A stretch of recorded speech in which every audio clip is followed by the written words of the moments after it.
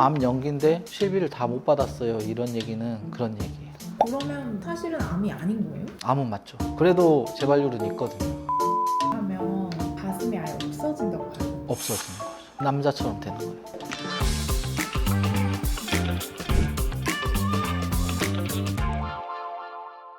원장님 안녕하세요. 안녕하세요. 저는 원주에서 유방갑상선 피부호 전문으로 하고 있는 장성민 원장입니다.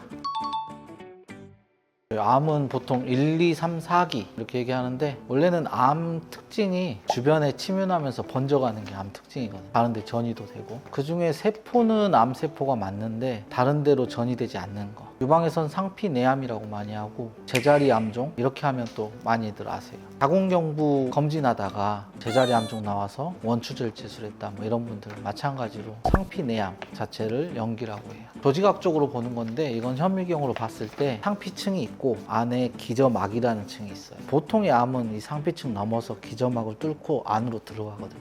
상피층 안에만 있는 암세포를 연기 상피내암이라고 합니다. 그러면 1기일 때랑 치료 방법이 좀 다른가요?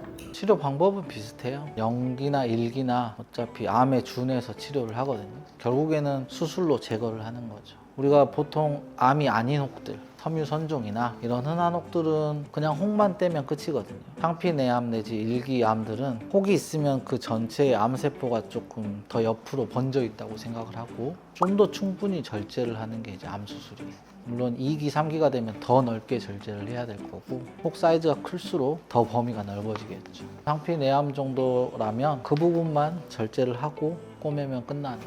보통은 그렇게 완치가 되는. 진단하는 방법은 똑같아요. 유방 초음파를 했을 때 혹이 있다. 이 혹이 연기암일 수도 있고 더 진행된 암일 수도 있고 아니면 암이 아닌 그냥 혹일 수도 있고 조직검사로 총검사를 해서 뽑아서 보면 확실히 알 수 있죠. 보통 그 세포를 보고 기저막 침범 안 했으면 연기암, 기저막 침범했으면 침윤성 유방암 그런 것도 없고 괜찮으면 그냥 섬유선종 뭐 이런 식으로 결정이 돼요. 조직검사하면 딱 나옵니다. 유방암 자체에도 타입이 여러 가지가 있어요. 그 중에 제일 흔한 게 비특이적인 침윤성 유방암이다. 75% 이상 그렇게 판단을 하고 나머지 25%는 또 다른 유방에 생기는 암이 있어요. 위치가 유선의 소엽에서 자라는 소엽암 아니면 점액 성질로 자라는 끈적끈적한 젤리처럼 자라는 암도 있어요. 아니면 염증처럼 번지는 염증성 유방암도 있고 종류가 여러 가지가 있는데 우리가 보통 침윤암이라고 하는 거는 비특이적인 침윤성 유방암 이걸 얘기하거든요. 대부분 그렇습니다. 그런 모든 종류의 암들 중에 연기가 다 있어요? 조금 어려운 질문인데 상피내암은 자체로 뭐 점액성이든 뭐든 어쨌든 그 상피 안에만 암세포가 존재한다. 다 상피내암으로 들어가겠죠. 보통은 두 가지로 나뉘는데 관상피내암이 있고 소엽상피내암이 있어요. 첫 번째 유관상피내암은 유관이 모유가 지나오는 길이거든요. 그 관 상피 쪽에 암세포가 있다. 이 암세포가 유관 안으로 들어오지 않았다. 침범하지 않았다. 그러면 유관상피내암이라고 하고 두 번째는 소엽상피내암이라고 있어요. 소엽은 모유를 실제로 만들어내는 꽈리처럼 생긴 기관이에요. 유관은 모유가 가는 길이고 관이 쭉 가다가 끝에 소엽이 있어요. 그 포도송이처럼 생긴 꽈리 같은 곳에서 생기는 상피내암은 소엽상피내암. 상피내암 두 가지로 분류하는데 뭐 치료하거나 이런 거는 똑같아요. 연기라고 진단받은 사람들은 암이니까 너무 무서울 거 아니에요? 맞아요. 암은 우리가 진단 코드를 매길 때 C코드라고 하거든요. 암 진단서 해주세요. 그러면 C코드를 줘요. 우리가 보험 있을 때 C코드 진단서를 내서 봤는데 연기, 제자리 암종, 상피내암은 D코드가 나와요.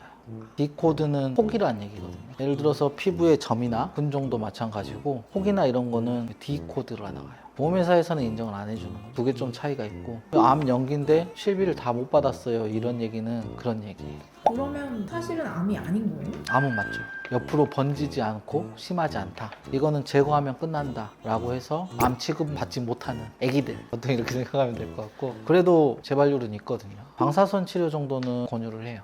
유방암 수술하고 방사선 치료 정도는 추가로 하고 항암 치료는 보통 하지 않습니다.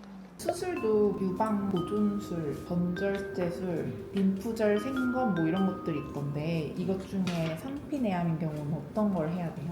상피내암은 대부분 부분절제하고 끝나죠. 수술하면 전절제를 하는지 부분절제를 하는지 중요하잖아요. 부분절제가 큰 의미가 없거나 힘들다 그러면 전절제를 하는 경우도 많이 있는데 보통 혹 사이즈가 중요하죠. 암만 딱 떼어놓고 수술이 끝나는 건 아니거든요. 암 마진에서 암세포가 옆으로 번져 있다고 생각을 하고 좀 더 넓게 제거를 해야 돼요. 유선이 요만큼 남았는데 여기만 남겨놓고 나머지 제거하는 건 큰 의미가 없겠죠. 그럴 때 전절제술을 해야 되고 일단 혹 사이즈가 크면 부분절제술 힘들다.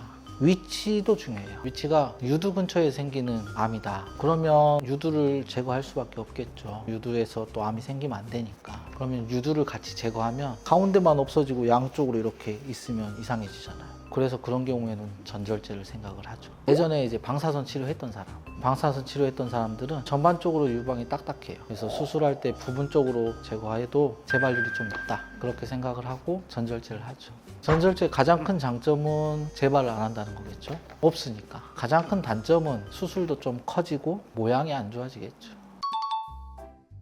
많이 떼는 것도 그렇고요. 아무래도 꼬맨 상처도 엄청 커요. 꼬맨 상처 이렇게까지 남습니다. 한 뼘 정도 절개해야 전절제를 하면 가슴이 아예 없어진다고 봐야 돼요. 없어지는 거죠. 남자처럼 되는 거예요. 피부 밑에 바로 근육, 갑바가 있는 거죠. 그리고 바로 뒤에 갈비뼈가 있는 거니까 유선이랑 근처의 지방 조직까지 싹 같이 제거합니다. 상피내암 걸리면 재발률이나 다음 단계로 넘어가는 확률도 높나요? 퍼센트를 정확히는 제가 모르겠는데 어쨌든 진행을 한다고 봐야겠죠. 지금은 딱 제자리에 상피내막 안에 있지만 시간이 지나면 치명성으로 갈 가능성이 높아지겠죠. 이 제거는 해야죠. 완치율은 얼마나 될까요? 상피내암은 거의 완치된다고 봐요. 90%, 95% 얘기하는 거는 거의 완치가 되는데 완치가 잘 안 되시는 분들은 상피내암이 한 군데가 아니라 여러 군데 있는 사람들이 있어요. 혹도 우리가 혹이 하나 있는 사람도 있지만 혹이 여러 군데 있는 사람들이 있거든요. 우리가 가장 안 좋은 모양의 상피내암을 수술을 했는데 나중에 그 밑에 있는 혹이 다시 상피내암이 돼서 암으로 발전한다거나 그런 경우가 5에서 10% 정도. 상피내암은 괜찮지만 여러 곳에 있으면 마찬가지로 부분절제가 좀 불가능해요. 그럴 때는 전절제로 제거하는 게 낫습니다. 어떻게 보면 정말 빨리 잘 발견하신 거고 다행히 심한 치명성은 아니니까 치료하면 충분히 완치할 수 있습니다. 너무 걱정하지 마시고 좋은 선생님 만나서 수술하고 방사선 치료가 필요하면 방사선 치료하고 그러고 이제 여생 누리는데 크게 지장은 없으니까 즐거운 생각으로 긍정적인 생각으로 치료를 하시면 좋습니다.